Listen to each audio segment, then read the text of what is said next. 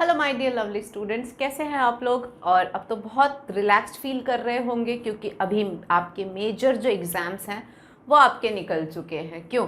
आपके केमिस्ट्री हो चुके हैं, फिज़िक्स हो चुकी है, इंग्लिश हो चुके हैं। तो ये तीन मेन सब्जेक्ट जिसमें फ़िज़िक्स एंड केमिस्ट्री, ये दो तो मेन एग्ज़ाम्स हैं जो हो चुके हैं। तो काफ़ी हद तक अब आपको एग्ज़ाम्स से रिलेटेड जो एक काइंड ऑफ फियर होता है या बोर्ड एग्ज़ाम का एक जो होता है ना दिमाग में, वो चीज़ें तो कम से कम अब सेटल्ड है। आई एम लकी कि आपका बायो का पेपर जो है वो मेन एग्जाम्स के अब जाके हो रहा है।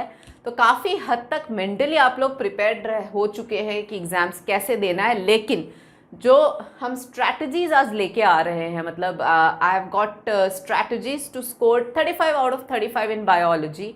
तो ये स्ट्रैटेजीज सब्जेक्ट टू सब्जेक्ट ज़रूर वेरी करते हैं, हर सब्जेक्ट के अपने तरीके होते हैं, ठीक है। तो वो तरीके लेके मैं आ गई हूँ। बस फ़ायदा मेरे साथ ये हो गया है कि मेन एग्ज़ाम्स आपके निकल चुके हैं, तो आप बस एग्ज़ाम देने में काफ़ी हद तक सेफर साइड में आ चुके हो, मतलब बोल सकती हूँ मैं प्रो हो चुके हो। क्यों? तो आज हम जानते हैं इस वीडियो में कि आप ऐसे क्या स्ट्रैटेजीज अपना सकते हैं जिससे कि आपका 35 आउट ऑफ 35 कहीं नहीं जा रहा है, ठीक है। तो उन स्ट्रैटेजीज को समझते हैं एंड आई एम श्योर अगर आपने इनके एक एक पॉइंट जो मैं बता रही हूँ ना उनको अगर फॉलो करेंगे तो कहीं नहीं जाने वाले फुल मार्क्स आपके, ठीक है। तो तैयार आप लोग? आइए स्टार्ट करते हैं।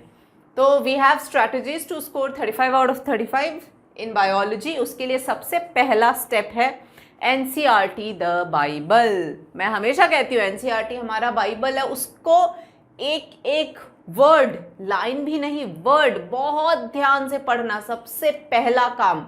अगर आपने अपनी एनसीईआरटीज अभी ढंग से नहीं पढ़ी है तो प्लीज़ उठा लो। उसमें इतने छिपे हुए लाइंस हैं, इतने छिपे, नॉट छिपे हुए मतलब वो लाइंस लिख देते हैं, बच्चे डिसाइड कर लेते हैं ठीक है ये इंपॉर्टेंट है, ये इंपॉर्टेंट नहीं है। उसके लिए मैंने आपको बार बार सिखाया है, थ्रू आउट पढ़ाते समय भी बार बार बताया, एनसीईआरटी की लाइंस मिस मत करना।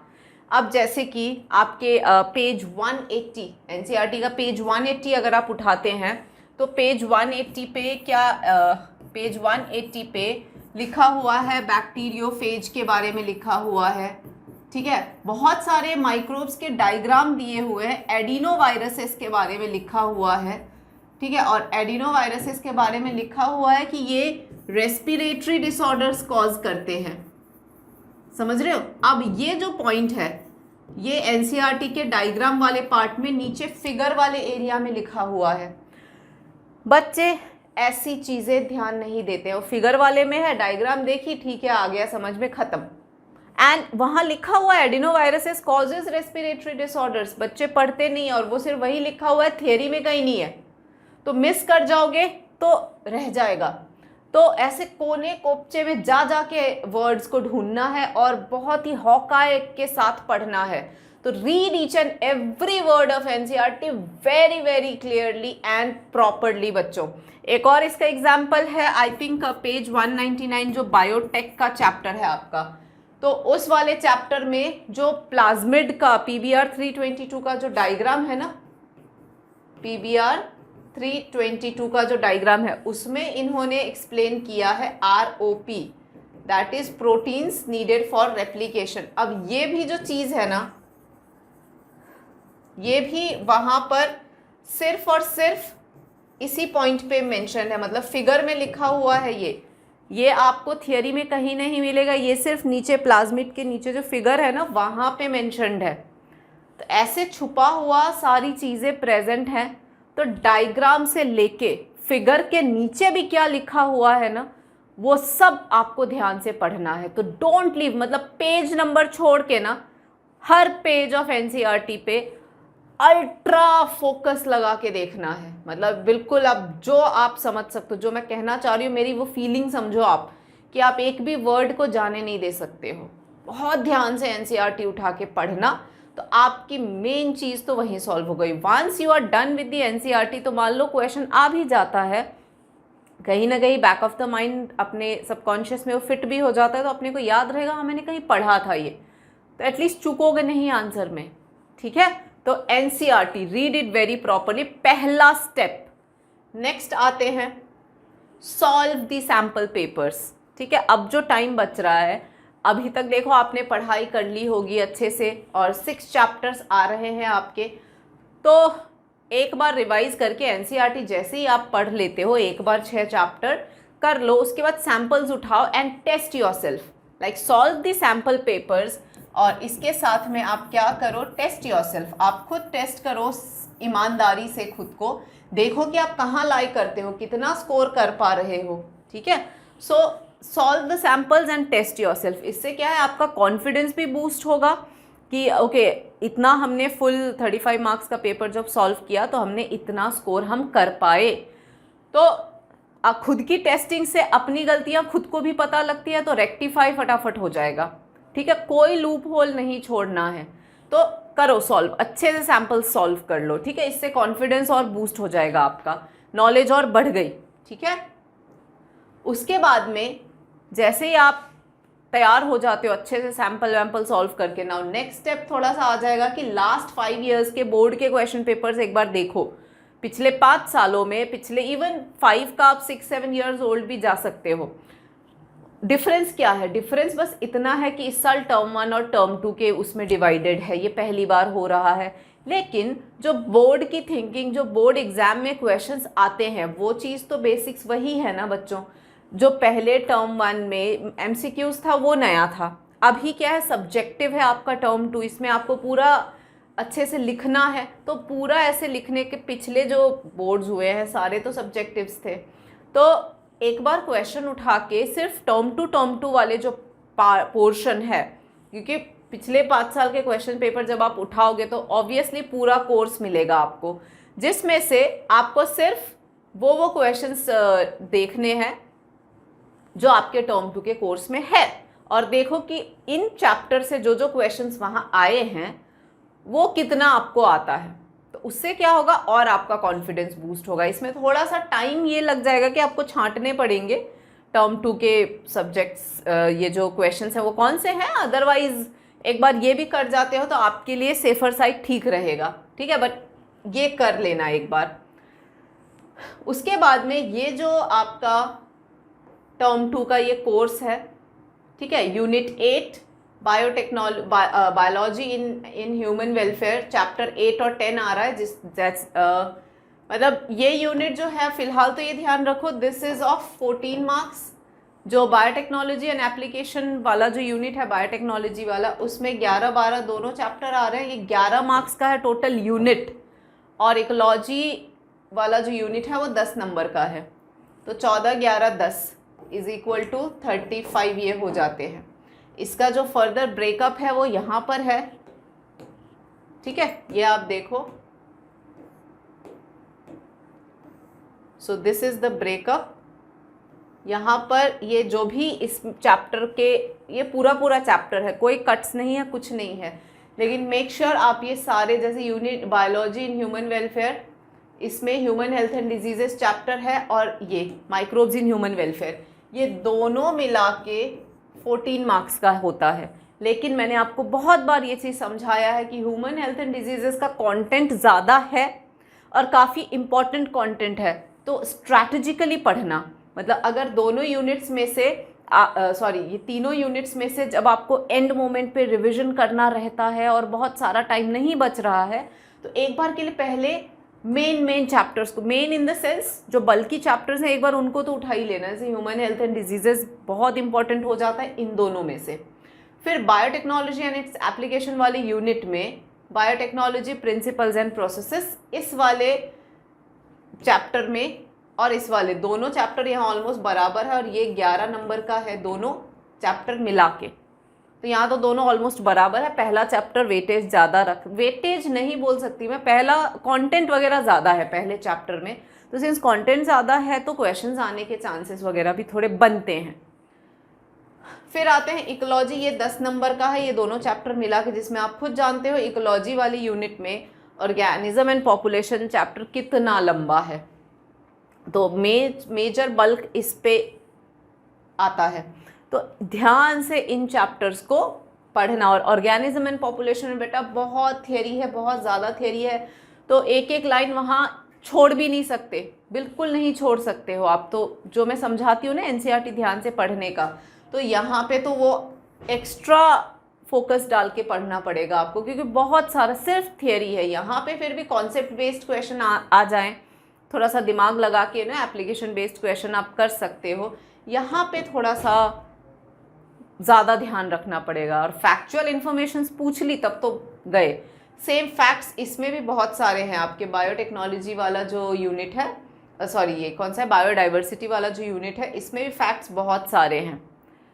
तो ये सारा कंटेंट आप ध्यान रखना, कवर कर लो और अच्छे से रीड करो एनसीईआरटी, ठीक है। तो ये आपका मार्क्स डिस्ट्रीब्यूशन है, तो पढ़ाई इसी के अकॉर्डिंग करना। ये यूनिट में ज़्यादा पढ़ना, तो 6 ही चैप्टर है तो कोई ज़्यादा दिक्कत नहीं आएगी वैसे आप लोगों को, ठीक है। तो ध्यान से सारे चैप्टर ढंग से कर जाना। उसके बाद में अब हम आते हैं, एक बार आपने रीड कर लिया, सैम्पल पेपर सॉल्व कर लिए, लास्ट ईयर के क्वेश्चंस भी देख लिए, खुद को टेस्ट भी कर लिया, अब आप एग्ज़ाम के लिए तैयार हो। अब आप जाओ बोर्ड देने अपने सेंटर पे।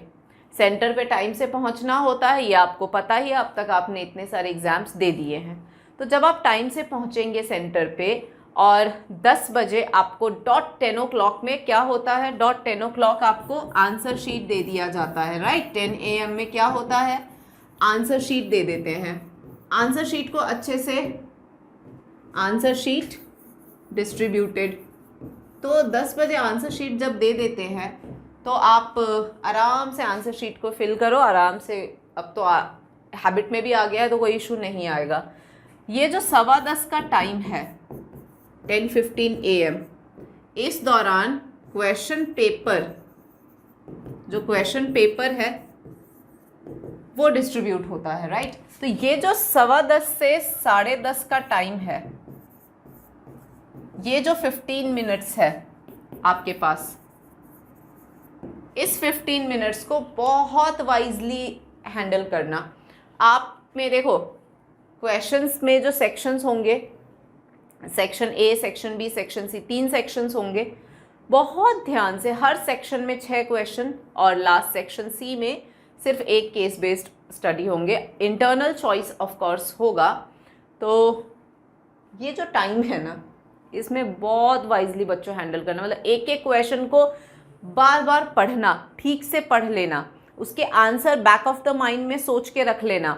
क्वेश्चन पेपर पे लिख नहीं सकते हो आप, नहीं तो मैं तो कहती कि कहीं ना कहीं की पॉइंट्स लिख लो, बाद में भूल गए तो लिख नहीं पाओगे, लेकिन लिखना अलाउड नहीं होता, तो वो गलती मत करना आप लोग। लेकिन हर आंसर का जो भी पॉसिबल वो है वो सोच के रख लेना कि हाँ इसमें ये लिखेंगे, इसमें ये लिखेंगे, इसमें ये, तो एक स्ट्रैटेजी माइंड में बना लेना अच्छे से। तो इस 15 मिनट में जो भी स्ट्रैटेजी आप बनाओगे ना, वो आपको आगे के पेपर करने के लिए बहुत अच्छा कॉन्फिडेंस देगा कि हाँ आप तो तैयार है, बस लिखना है, टूट पड़ना है आंसर शीट पे, समझे। तो ये 15 मिनट रीडिंग टाइम को वाइजली यूज़ करना, वेस्ट मत जाने देना, ठीक है। कई बच्चों को देखा मैंने, वो तो पेपर लेते हैं, एक बार रीडिंग फटाफट मारी, अच्छा ये क्वेश्चन है ठीक है, एंड देन रख के और हेड डाउन भी कर लेते हैं। Don't do that. बहुत कॉन्फिडेंटली सारे क्वेश्चंस को बार बार पढ़ना, ठीक है।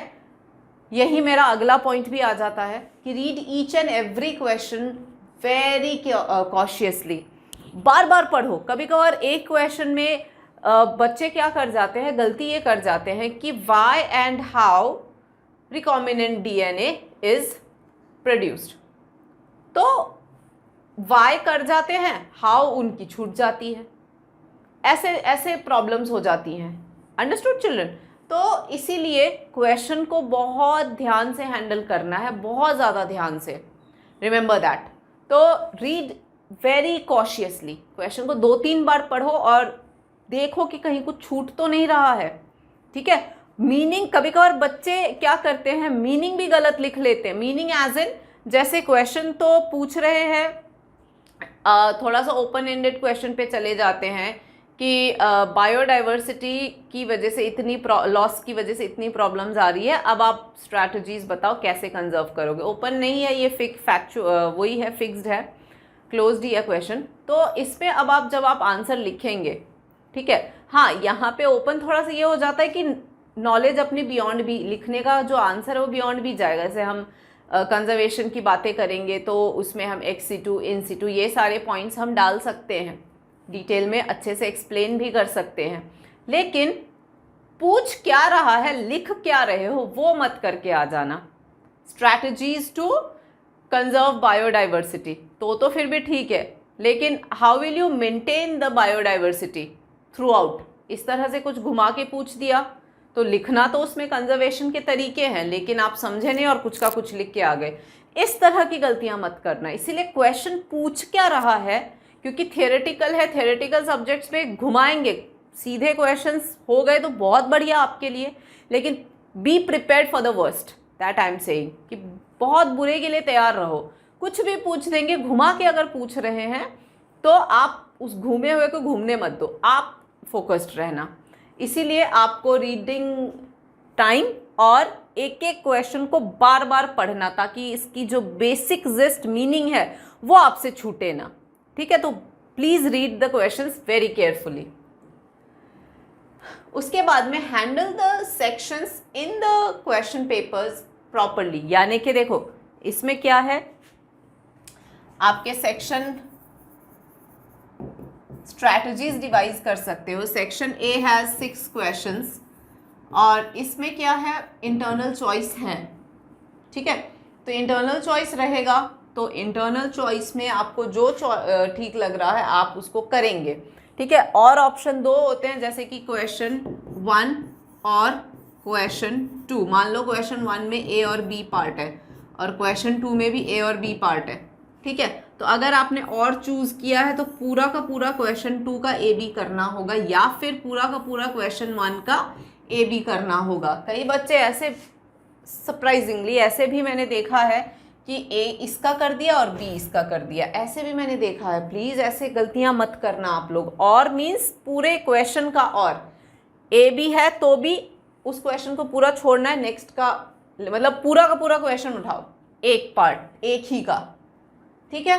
तो एक तो सेक्शन ए में 6 क्वेश्चंस है, 2 मार्क्स के क्वेश्चंस होंगे, यहाँ पे 6 क्वेश्चंस ऑफ 2 मार्क्स।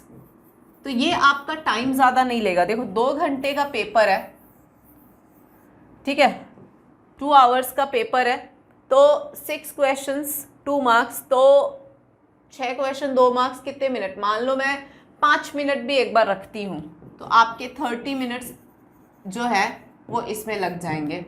फिर सेक्शन बी में भी 6 क्वेश्चंस ऑफ 3 मार्क्स ईच, ठीक है। तो 3 मार्क्स ईच 6 क्वेश्चन, तो ये कितने हो गए, मान लो 7 to 8 मिनट्स अभी हम ले तो 42 मिनट्स तो ये हो गए, ठीक है। तो कितने हो गए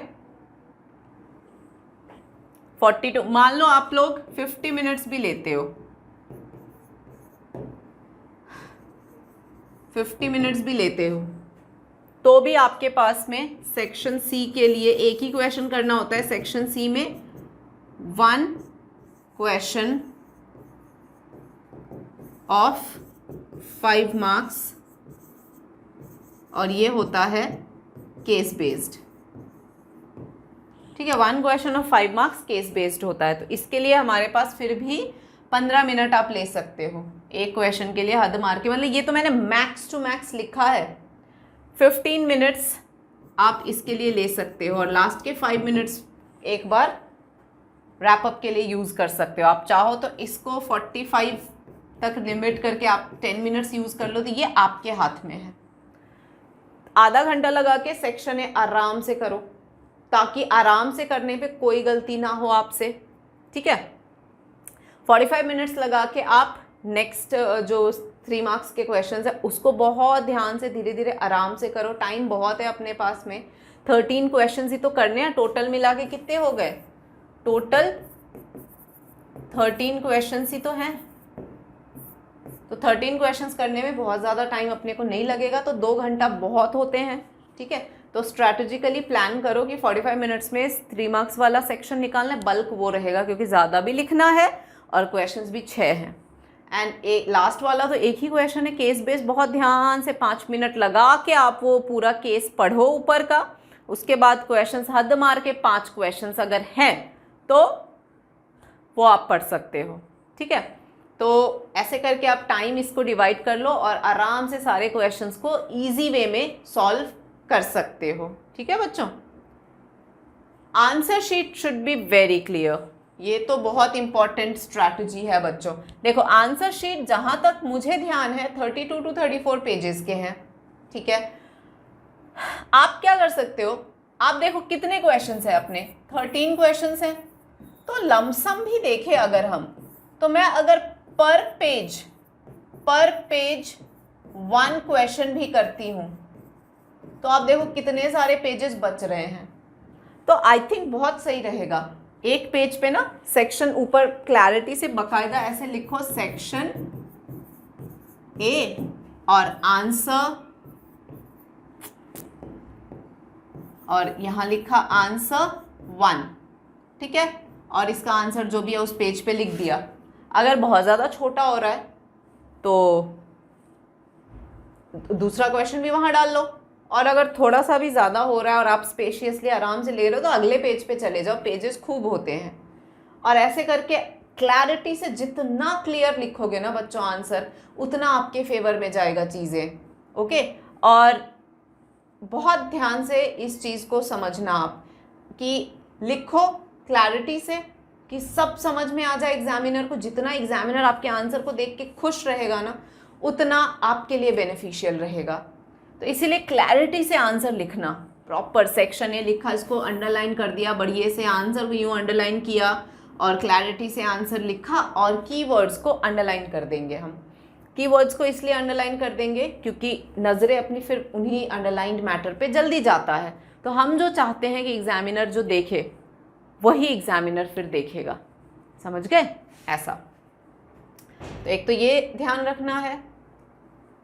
तो ये आपको पॉइंट्स हैं, और मैं आपको समझा रही हूँ कि क्या क्या कर सकते हैं। देखो अब जैसे कि मान लो 2 मार्क्स का क्वेश्चन है, क्लैरिटी मेंटेन करना। 2 मार्क्स के क्वेश्चन का 2 तरीका हो सकता है मार्किंग में, या तो ये 1+1 का होगा और half plus half plus half plus half, इसका ये ब्रेकेज होगा 2 मार्क्स में। ठीक है, तो आप क्वेश्चन देख के ये पहले डिसाइड करना कि ये कौन सी वाली कैटेगरी का, या तो वो हाफ हाफ का होगा। हाफ हाफ ये मत समझना कि सिर्फ पॉइंट वाले हाफ हाफ हो सकते हैं, no, it can be regular theory वाला आंसर, और उसमें आपके हाफ की पॉइंट्स जो मेन आंसर में आना चाहिए वो सारी बातें अगर आ गई। अब जैसे कि माइक्रोब्स एंड देयर प्रोडक्ट आपको बोला है कि राइट 2 माइक्रोब्स और उसके प्रोडक्ट लिखे, तो ऐसे केस में हाफ बैठ रहा है, क्योंकि मान लो मोनास्कस परप्यूरियस स्टैटिन आ गया प्रोडक्ट, ट्राइकोडर्मा पॉलीस्पोरम साइक्लोस्पोरिन आ गया, तो ऐसे करके 4 पॉइंटर होने चाहिए, तो हाफ का हो जाएगा। नहीं तो 1+1 होगा तो राइट 2 एडवांटेजेस ऑफ GMOs, तो 2 एडवांटेज लिख दी, 2 के 1+1 मिल गया, ये भी हो सकता है। ठीक है, तो ऐसे करके आप क्वेश्चन में आंसर कितना लिखना है ये सोच लो। फाइन, अब जैसे यहाँ पर RNA इंटरफेरेंस मान लो पूछ लिया और सिर्फ 2 नंबर में पूछ लिया, और उसमें कोई ऐसा पॉइंट्स तो है ही नहीं, तो उनमें फिर क्या क्या की पॉइंट्स आने होंगे जो तो RNA इंटरफेरेंस के की पॉइंट्स आ जाएंगे आपके introduction of nematoda specific gene into the plant, उसके बाद में production of sense antisense RNA thereby leading to the production of double stranded RNA। Third point क्या आ जाएगा, double stranded RNA cleaved by double stranded RNA is further cleaved and it goes and silences the mRNA produced by the nematoda। तो ये पूरा की points ये सारा आना ज़रूरी है, तो आधा आधा आधा आधा करके ये आपको 2 नंबर दे देंगे। इसमें से अगर आपने introduction of nematoda specific gene भूल गया, आपने बस कहा कि tobacco plant is infected by this and वहाँ पर फिर डबल स्ट्रैंडेड RNA जो होता है वो बनता है और वो जाके उसको साइलेंस कर देता है, तो आपके नंबर कट जाएंगे। ठीक है, तो की पॉइंट्स मिस ना हो आंसर्स में, ये आपको ध्यान रखना है। Same applies for 3 marks also. 3 marks का भी यही ब्रेकेज रहेगा, 1+1+1 या फिर और half plus half plus half plus half plus half. ठीक है, तो कितने हो गए, 5 हो गए, 6 चाहिए, 1 2 3 4 5 6 ऐसे होगा। तो आंसर्स लिखते समय आप क्वेश्चन जब देखेंगे ना, तो मैंने जो कहा था ना, रीडिंग टाइम वाइजली यूज़ करो और उसमें देखो कि क्या पूछ रहे हैं, तो उस दौरान ये स्ट्रैटेजी भी निकाल लेना कि इसमें मुझे 3 पॉइंट्स लिखने होंगे या फिर आधा आधा आधा वाले 6 पॉइंट्स, तो आधा आधा के वो 6 पॉइंट्स आ जाएं, ये मेक श्योर करना है आपको।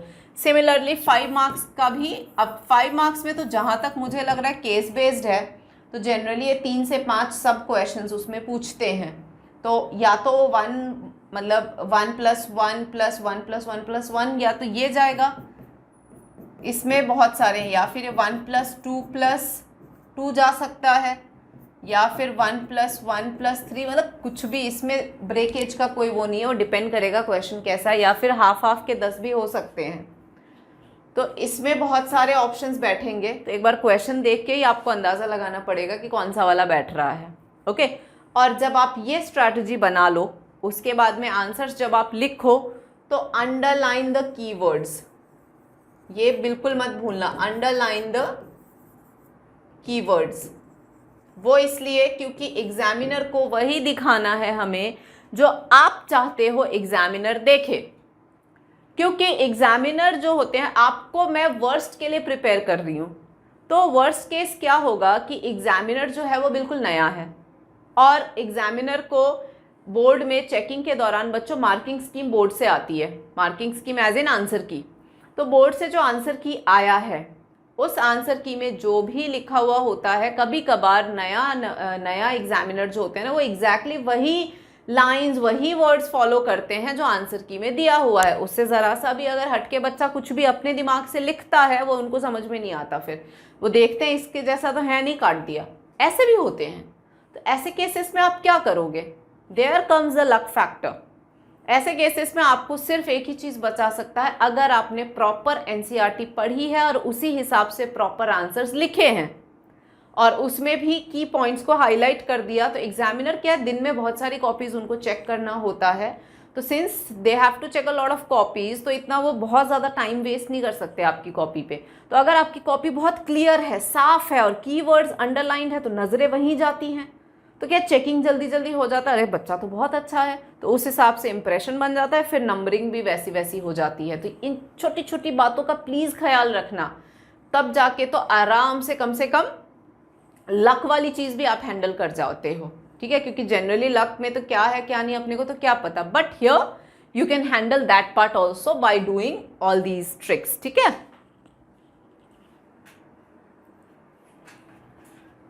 तो कीवर्ड्स को अंडरलाइन कर दिया हमने, मार्किंग का वो देख लिया कि भाई ब्रेकेज कैसा जा रहा है, ये समझ लिया क्वेश्चंस को देख के, ठीक है? अब बायोलॉजी है, तो हम क्या करेंगे, try and explain answers bye drawing diagrams along with explanation। मैंने जैसे कहा कि टाइम आपके पास अच्छा खासा रहेगा, कोई भी छोटी छोटी चीज़ें हैं आप एक्सप्लेन, तो पहले एक्सप्लेनेशन पे ध्यान देना बच्चों। एक बार एक्सप्लेनेशन हो जाता है आपका, तो अगर उससे रिलेटेड डायग्राम आप बना देते हो तो आपके फेवर में चला जाता है। कभी कभार क्या होता है, लिखते समय हम कुछ छूट भी जाएं और डायग्राम में वो चीज़ दिख जाती है, तो वो भी एडवांटेज अपने को मिल जाता है। इसीलिए कोशिश करना कि एक्सप्लेनेशन के साथ एक शॉर्ट रफ डायग्राम भी हम वहाँ बना देना, तो अपने लिए फ़ायदेमंद हो जाता है। अब आपको बायोगैस का एक्सप्लेनेशन मांग लिया कि मान लो बायोगैस एक्सप्लेन करो, तो हमने लिख दिया डाइजेस्टर होता है, स्लरी यहाँ डालते हैं, यहाँ पे गैस चेम्बर होता है, यहाँ आउटलेट होता है, ये बोल दिया हमने वहीं। और उस पर मान लो क्वेश्चन में डायग्राम के लिए नहीं बोला है, लेकिन आपने छोटा सा एक बना दिया जो डोम शेपेड अपना बायोगैस होता है। कितना सा टाइम लगेगा, पेंसिल लिया रफली, मतलब बहुत एकदम स्केल वगैरह से लेके मत बनाओ, एक डिसेंट सा डायग्राम इधर साइड में बना दिया, लेबल कर दिया, तो it will add on to your answer, ठीक है? तो ये अच्छा इंप्रेशन क्रिएट कर जाता है, और अगर कोई पॉइंट मिसिंग हो जाता है थियोरी में, तो ये डायग्राम संभाल लेते हैं। लेकिन इसका मतलब ये नहीं है कि डायग्राम बनाने में टाइम वेस्ट कर दो। मैंने क्या बोला, पहले एक्सप्लेनेशन पे ध्यान दो, फिर टाइम, जैसे हमने वो जो टाइम लॉट निकाला था उस हिसाब से अगर आपके पास टाइम बच रहा है तो मेन जगहों पे बनाओ, सब में भी बनाने मत लग जाना, फिर टाइम कंज्यूम हो जाएगा।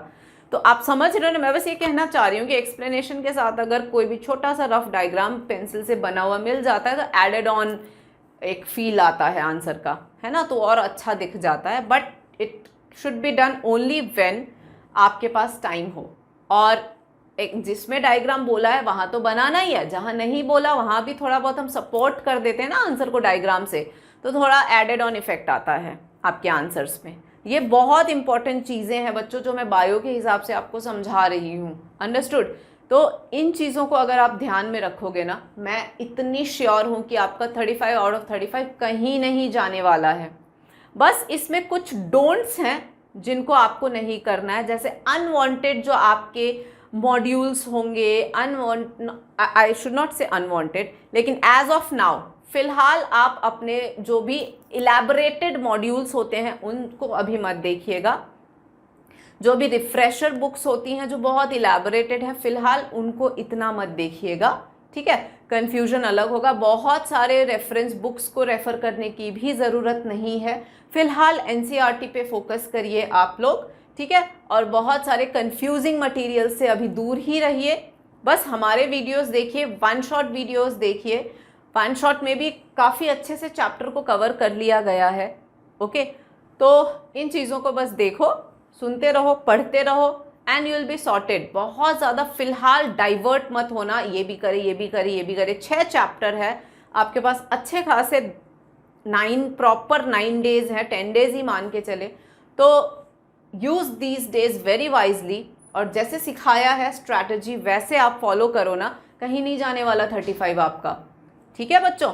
मेरी शुभकामनाएं आपके साथ है, और कुछ भी दिक्कत हो always we are there to help you out. फटाफट से आप अपने प्रॉब्लम्स जो हैं वो पोस्ट करते जाइए, we are ready to solve it then and there, ठीक है। And all the best, just score 35 out of 35 and make me proud. Okay, thank you children.